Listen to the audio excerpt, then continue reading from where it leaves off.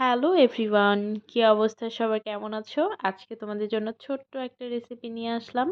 আজকে একটু ভিন্ন রকম রেসিপি নিয়ে আসছি, কি বলো তো? আজকে আমি তোমাদেরকে বানিয়ে দেখাবো কিভাবে ক্যাপাচিনো তৈরি করতে হয়।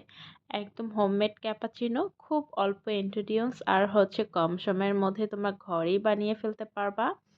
এরপর এর জন্য আমি নিয়েছি একটা কাচের বয়ম। এরপর এখানে আমি 1 টিস্পুন হচ্ছে চিনি দিয়ে নিলাম। আর এখানে আমি দিয়ে নিব হচ্ছে 1 টিস্পুন হচ্ছে কফি পাউডার। এরপরে আমি এখানে দিয়ে নিব গরম পানি 1 থেকে 2 ফোঁটা। জাস্ট 1 থেকে 2 ফোঁটা দিলেই এনাফ হয়ে যাবে।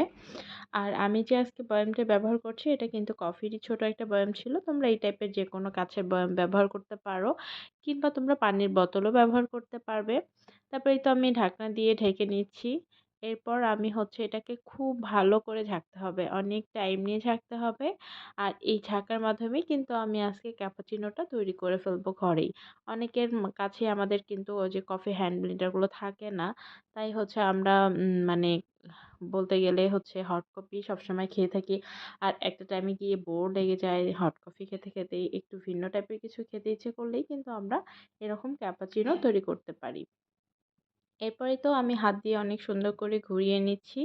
আর এরকম ঘোরাতে ঘোরাতেই কিন্তু ফমি ফমি একটা ব্যাপার চলে আসতেছে। দেখো কি সুন্দর কালারটাই চেঞ্জ হয়ে গিয়েছে, তাই না? এরকম হাত দিয়ে তোমরা আলতো করে ঘোরাতে থাকবে। এরপর ফাইনালি কিন্তু আমার এটা হয়েই গিয়েছে, একদম ডান। এরকম যখন ফমি একটা ইয়েলো টাইপের কালার চলে আসবে তখন বুঝে নিতে হবে যে হয়ে গিয়েছে।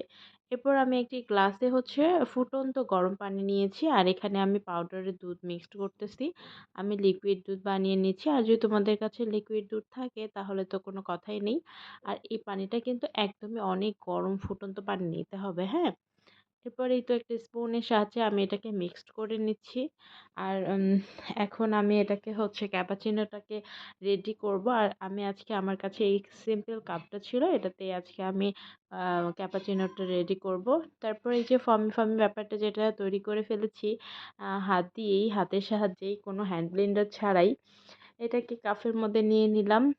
এরপর অ্যাজ ইউজুয়ালি হচ্ছে আমি দিতে চাচ্ছিলাম একটু সুন্দর করে দেখিয়ে দেওয়া যায় কিনা, কিন্তু হচ্ছিল না। আসলে আমি খুব নর্মালি হচ্ছে সবসময় দিয়ে খাই তো, তাই।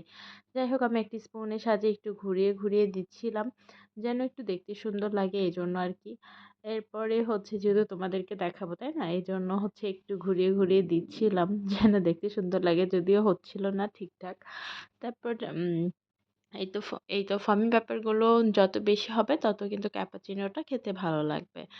তারপরে এই তো আমার অলমোস্ট কাপ রেডি। আর এখানে ওই যে আমি দুধের মিশ্রণটা রেখেছিলাম, একদম ঝটপট কিন্তু এখানে দিয়ে নিতে হবে, একদম গরম থাকা অবস্থায়। এরপর ফাইনালি আমার কফি রেডি। এরপর আমি উপরে একটু দেখা সৌন্দর্যের কারণে একটু কফি পাউডার ছিটিয়ে দিলাম। ফাইনালি কিন্তু আমার ক্যাপাচিনোটা হয়েই গিয়েছে। আর অনেকে তোমরা যারা অনেক কফি লাভার, মানে কফি পছন্দ করো, আবার কফি খেতে খেতে বোরিং ফিল করছো, বাসায় তোমরা 5 মিনিটের মধ্যেই কিন্তু একদম এই সুন্দর ক্যাপাচিনোটা তৈরি করতে পারবা। তারপরে এই তো আমার ক্যাপাচিনো অলমোস্ট রেডি। আর আমি এখন বারান্দায় চলে এসেছি, ক্যাপাচিনোটা খাবো, এনজয় করব। Bye bye everyone.